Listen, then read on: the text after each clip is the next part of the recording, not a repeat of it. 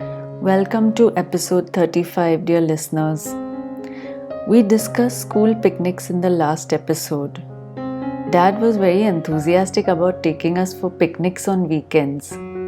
We would drive to different places just outside the city and enjoy the scenic beauty of the hills, singing and playing games in the car. Sometimes we went to lakes. Even when we lived at Dapchari and later visited Dapchari from Mumbai, Dad made it a point to take us to the dam. We would splash around with tubes. After enjoying ourselves in the water for hours, we would go to the dam guest house, which was again a very fun experience for us kids. Another place we loved to go to in Dapchari was the water tower. We would climb and climb the never-ending steps until we reached the viewing deck, where we would take in the breathtaking view. We would even take Netra, my neighbor and classmate, to many of these outings with us.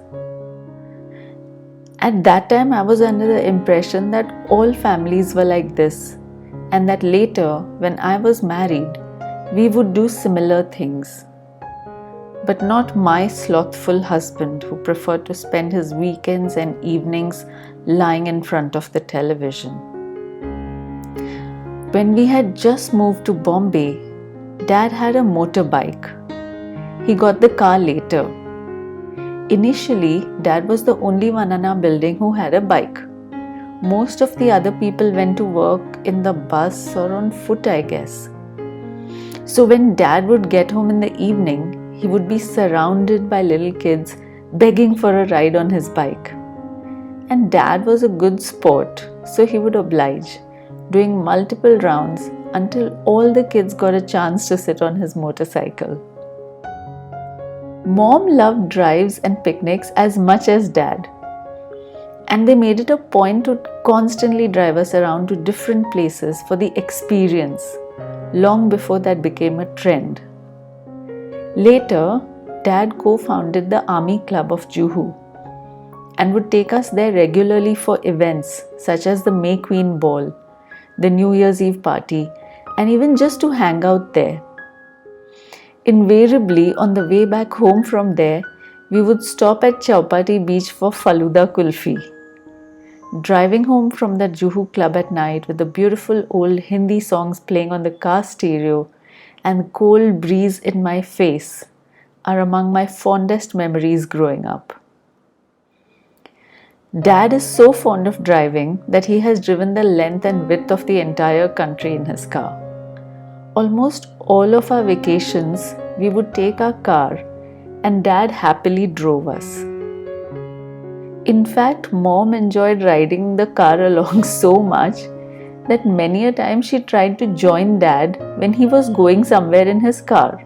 Obviously not for work, not for official work, but other times when he was driving to some place. She just wanted to sit there for the ride.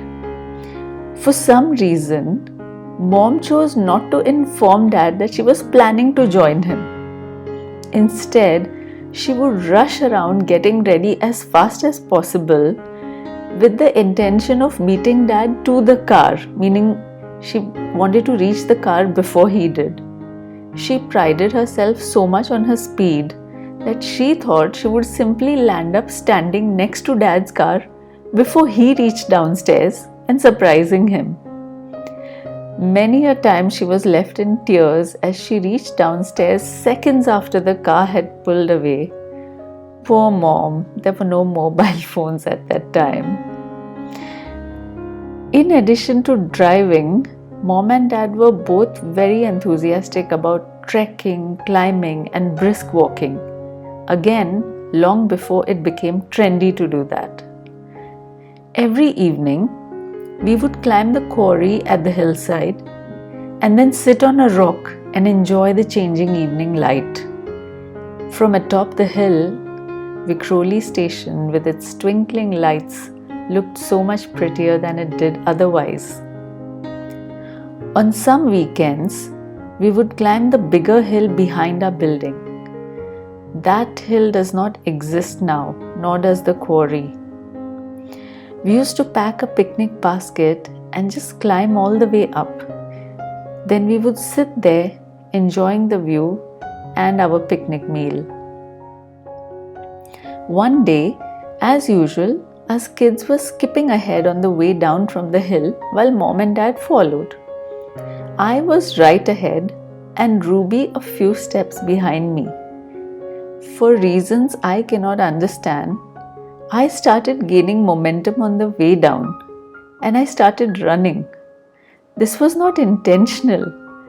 I was gaining speed because the slope was steeper than I had anticipated. The situation was escalating in seconds and I could see myself rushing towards a sheer drop of several feet. This was not going to end well. I was trying to reduce my speed or stop myself but found myself unable to do so. Just when I thought I was done for and would end up tumbling down the sheer edge, Ruby managed to stop me. Just in time.